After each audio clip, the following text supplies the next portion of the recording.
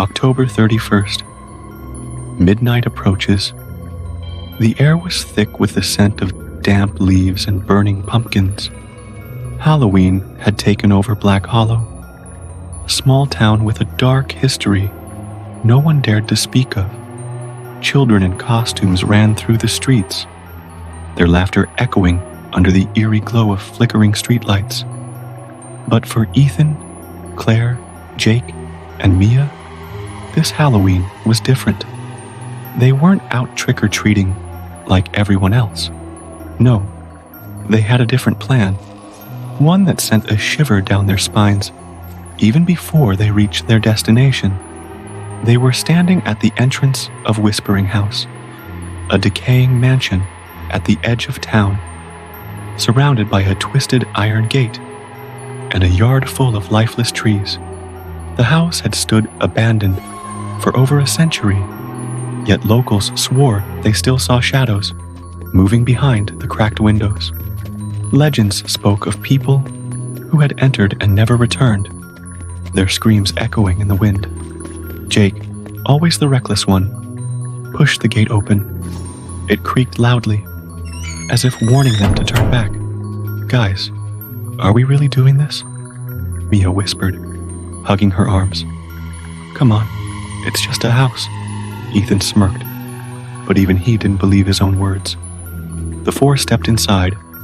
The air was colder, heavier, suffocating.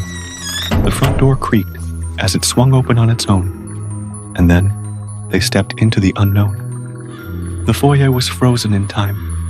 Dusty chandeliers, torn wallpaper, and furniture covered in white sheets.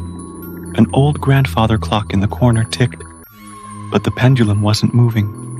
As they moved further inside, the door slammed shut behind them. "Bang!" Mia screamed. Jake tried to open it, but it wouldn't budge. "No big deal," Claire said, forcing a smile. "We'll find another way out." They moved through the halls, their flashlights casting long, trembling shadows. Every so often, a whisper slid through the air, soft, chilling, and indecipherable. "Do you hear that?" Ethan muttered. No one answered. In the next room, a dining table was still set for a meal that was never eaten. Plates with half-rotten food, chairs slightly pulled back, as if someone had just stood up. But what made their blood freeze were the handprints on the plates, fresh, smudged, like someone had just been sitting there. "Guys, let's get out of here." Claire's voice shook, but then the whispers turned into screams. The sound erupted from the ceiling, walls, and floor. The house was alive, pulsating with something unseen. The whispers spoke in a language they didn't understand, but their meaning was clear. Leave. Now. Or suffer. Jake grabbed Mia's hand. "We have to run." But it was too late. The shadows moved. Something crawled along the walls. Too fast. Too unnatural.